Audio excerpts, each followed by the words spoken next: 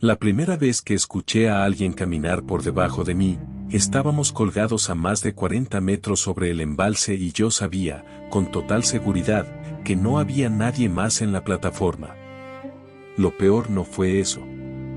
Lo peor fue oír cómo se detenía justo debajo de mis botas, como si estuviera esperando a que yo mirara por la rejilla. Yo no soy de los que exageran. Mi trabajo, de hecho, depende de lo contrario.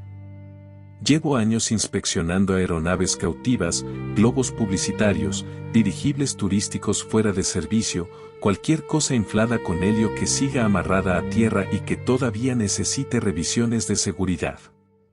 Mi rutina suele ser bastante aburrida, y te lo digo como algo bueno.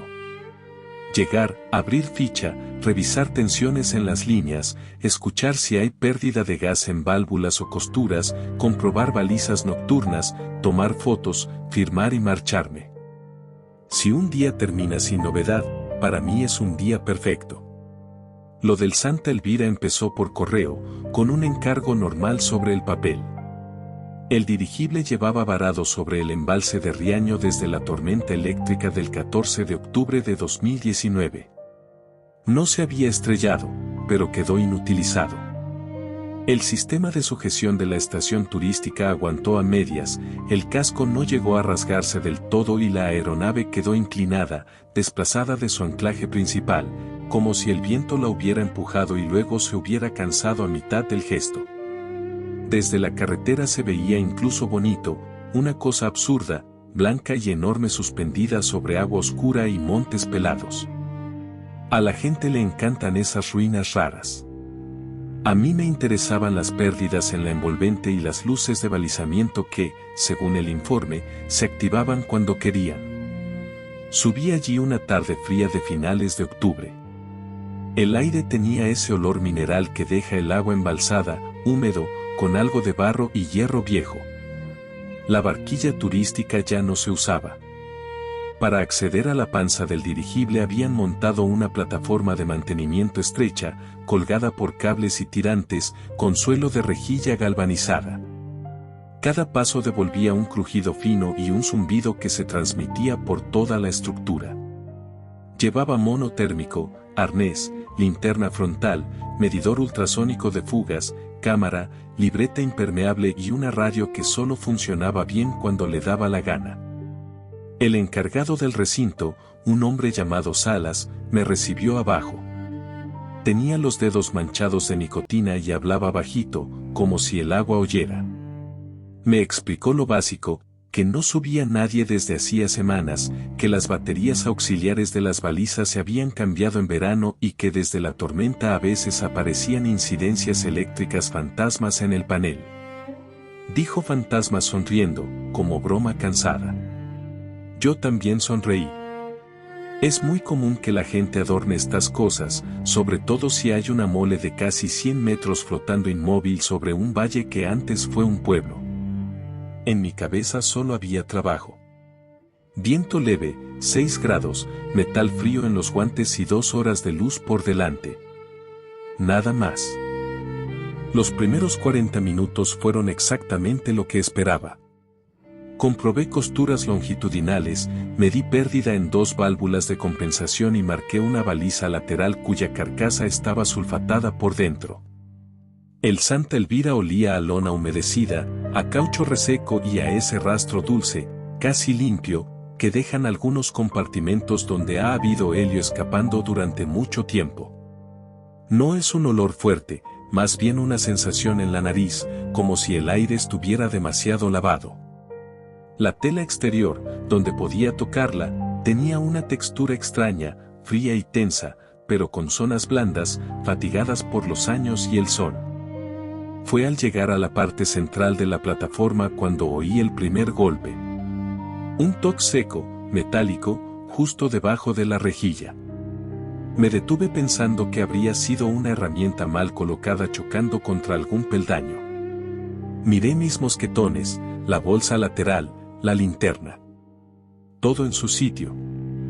Volví a avanzar y sonó otra vez, 2 veces seguidas, toc, toc, con la separación exacta de unos nudillos llamando desde abajo.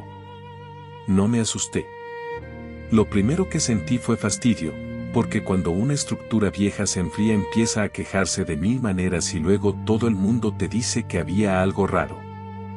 Me agaché, acerqué la frente a la rejilla y alumbré entre los rombos metálicos. Debajo no había más que la sombra de la propia panza del dirigible, cables tensores, y mucho más abajo, el agua del embalse, negra y quieta, con una película mínima moviéndose cerca de la orilla. La luz rebotó en una abrazadera, en un tramo de tubo, en gotas pegadas al metal. Nada más. Seguí con el protocolo. Anoté valores, saqué 2 fotos y revisé la línea de alimentación de las balizas. Entonces me di cuenta de otro detalle. Mi radio, que hasta ese momento había soltado el siseo normal de fondo, empezó a emitir una especie de respiración corta. No una voz ni palabras, eso lo quiero dejar claro. Era un sonido húmedo, irregular, como cuando alguien tapa el micrófono con la manga y habla sin apretar el pulsador. La aparté del pecho, la golpeé con 2 dedos y se cortó. Enseguida volvió el silencio, salvo el rozamiento del viento en la envolvente del dirigible, un sonido fino, parecido al de una mano enorme alisando una sábana. En ese momento ya había perdido un poco la comodidad, aunque todavía seguía dentro de lo racional. Pensé en condensación, en un cable suelto, en las vibraciones. Pero antes de seguir marqué la posición en la libreta y, por simple manía, miré hacia la escalera por la que había subido. Seguía vacía. Ni Salas, ni otro técnico, ni nadie. Solo la plataforma balanceándose apenas, con ese movimiento casi imperceptible que notas en las rodillas antes que en los ojos. Y aún así, mientras volvía a ponerme en pie, tuve la sensación incómoda de haber interrumpido algo muy paciente. Decidí terminar el tramo central antes de avisar abajo. No por valentía, sino porque en este trabajo, si llamas por cualquier ruido, acabas pareciendo uno de esos inspectores que ven peligros para justificar horas. Revisé las conexiones del circuito de balizamiento y encontré algo que sí era anómalo, una de las cubiertas protectoras estaba abierta. No rota, no vencida por el viento. Abierta. Los 2 cierres habían quedado sueltos y colgaban, golpeando muy despacio contra la chapa con cada balanceo. Eso podía explicar uno de los sonidos, pero no el ritmo de nudillos que había oído antes. Metí la mano con guante para comprobar el estado del cableado y noté la humedad al instante. El interior estaba mojado, pero no por lluvia. Era una humedad pegajosa, más densa, y al sacar la mano vi que el guante había quedado con un brillo opaco, como de grasa diluida. Lo acerqué a la linterna y olía raro, no combustible, no aceite eléctrico, tampoco agua estancada. Era un olor tibio, orgánico, parecido al interior de una venda recién retirada o al aire que sale de una habitación cerrada donde ha dormido alguien enfermo. Me dio asco, esa es la palabra exacta. Probé las balizas desde el panel portátil y las luces respondieron tarde, primero un destello débil a babor, luego otro arriba del lomo, y finalmente la roja inferior, justo unos metros detrás de mí. Cuando se encendió, la rejilla proyectó una sombra cuadriculada sobre mis botas y sobre algo más. Una forma larga, pegada bajo la plataforma, como una sombra de cable demasiado grueso. Duró menos de un segundo, porque la baliza volvió a apagarse. Me giré de golpe y solo vi oscuridad, tirantes, metal mojado. Nada que pudiera asegurarte que estaba ahí. Llamé a Salas por radio. Le dije que tenía retrasos en el circuito y posible humedad anómala en una caja de conexión. Me respondió con mucho ruido de fondo, la voz yéndose y volviendo. Entendí más o menos que iba a reiniciar el panel desde abajo. Esperé agachado, con una rodilla clavada en la rejilla helada. El frío ya me estaba entrando por la tela del mono, y las manos, incluso con guantes, empezaban a sentirse torpes. Entonces el sistema volvió a activarse. Una a una, las balizas del dirigible fueron encendiéndose en secuencia. Roja, blanca, roja. Cada pulso de luz me dejaba ver un pedazo distinto de la estructura inferior. Y en uno de esos pulsos, muy claro, vi una mano agarrada al marco de la plataforma desde abajo. No una mano entera, no como en una película. Vi 4 dedos largos, demasiado pálidos bajo la luz roja, con las uñas oscuras o llenas de suciedad, aferrados al borde metálico justo a mi izquierda. El pulso siguiente dejó solo vacío. Me aparté tan rápido que me golpeé la espalda con un tirante y la plataforma se balanceó de verdad por primera vez. Todo empezó a sonar a la vez, cables tensándose, chapa vibrando, mi respiración rebotando dentro del cuello del mono. Quise decir algo por radio y no me salió la voz hasta el segundo intento. Salas respondió después de una pausa rara. No preguntó qué había pasado. Solo dijo, no mire debajo mucho rato. Así, como si ya me hubiera entendido. Y te juro que eso me dejó peor que la mano. En ese punto debería haber bajado. Y si te soy sincero, durante unos segundos lo único que quise fue enganchar la línea de vida corta y retroceder sin mirar a ningún lado. Pero cuando haces inspección técnica hay una cosa que te mete problemas en la cabeza, la necesidad de comprobar. Si vi algo, necesitaba saber qué había sido. Un trapo atrapado, una cincha suelta, un animal. Cualquier explicación mediocre me habría servido con tal de no dejar aquello abierto dentro de mí. Avancé hacia la parte de popa, donde la plataforma se estrechaba y la tela del dirigible quedaba tan cerca que a veces rozaba el hombro al balancearse. Allí el aire cambiaba. Bajo la panza se había acumulado un olor más frío, como de plástico mojado y agua profunda, pero mezclado con otro más difícil de definir, una nota agria, casi de aliento antiguo. Mi linterna iluminaba partículas suspendidas, niebla fina o polvo de lona, y helas parecía frenarse antes de llegar al otro extremo. El embalse debajo reflejaba apenas las luces, y esa falta de profundidad me daba una sensación horrible, como si no hubiera agua sino una lámina negra colocada para ocultar algo. Encontré la segunda anomalía en la línea de balizamiento trasera. El cable no estaba roto, sino peinado. Esa es la palabra. Los recubrimientos externos aparecían abiertos en tiras muy finas, como si alguien los hubiera raspado con paciencia, apartando el aislante con uñas o con algo estrecho y duro. Toqué una de esas tiras y estaba tibia. Tibia, después de una tarde entera a 6 grados. Me quedé quieto con el dedo encima, esperando que perdiera el calor. No lo perdió. Entonces oí la voz.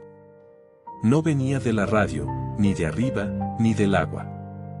Parecía salir de la propia envolvente, amortiguada por capas de tela y gas, como si alguien hablara desde dentro del dirigible con la boca pegada a un colchón. No entendí palabras completas. Solo una cadencia baja, insistente, y algo parecido a mi apellido al final, mal dicho, arrastrado. Mi primer impulso fue llamarme idiota. El viento puede deformar cualquier sonido, las costuras trabajan, los tirantes vibran. Yo mismo me lo repetía mientras notaba que el pulso me latía hasta en las encías. Alumbré la costura longitudinal y vi que una sección de la lona se hundía hacia adentro y volvía a salir, despacio, como si algo grande se apoyara desde el otro lado y retirara el peso. No era el movimiento general del dirigible. Era local. Dao tamaño de un torso inclinado. Di un paso atrás y la lona volvió a tensarse. Enseguida, 3 golpes sordos sonaron desde el interior de la envolvente. No en el metal, no en la plataforma. Dentro. Tum, tum, tum. Hablé por radio sin apartar la vista. Dije que interrumpía la inspección, que necesitaba subir iluminación exterior y que abrieran el registro de mantenimiento porque quizá había intrusión animal o daños estructurales no informados. Esta vez Salas tardó tanto en contestar que pensé que se había cortado. Cuando por fin habló, su respiración era lo único claro. Luego dijo, bajé sin darle la espalda. Eso me dejó clavado. Porque uno puede aceptar una avería rara, una interferencia, incluso una mentira administrativa. Pero cuando el único hombre en tierra te dice eso con la voz de quien ya ha visto algo, el trabajo deja de ser trabajo. Se convierte en una pregunta. Y yo, en vez de bajar enseguida, cometí el error de alumbrar otra vez la lona hundida. Desde dentro, muy despacio, algo deslizó la yema de varios dedos a lo largo de la tela, marcando una mano deforme que avanzó a mi misma altura y se detuvo justo frente a mi pecho. Te juro que intenté mantener la cabeza fría. Hay una parte del cerebro profesional que se resiste a rendirse, que sigue buscando categorías, dilatación del material, ave atrapada, saboteador, reflejo. Pero esa mano marcada en la tela no tenía nada de ave ni de reflejo. Los dedos eran demasiado largos y las articulaciones aparecían donde no debían. Además, se movían con lentitud deliberada, siguiendo mi respiración.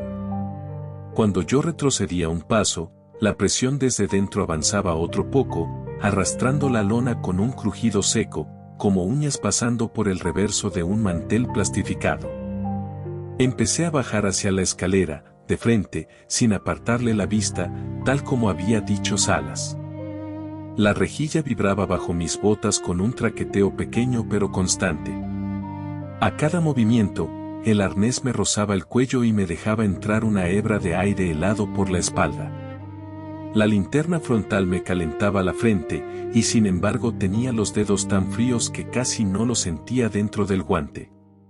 Todo eso lo recuerdo con una claridad absurda, el sabor metálico en la lengua, la humedad pegada en el bigote, el chasquido de una brida suelta golpeando contra un tubo a mi derecha.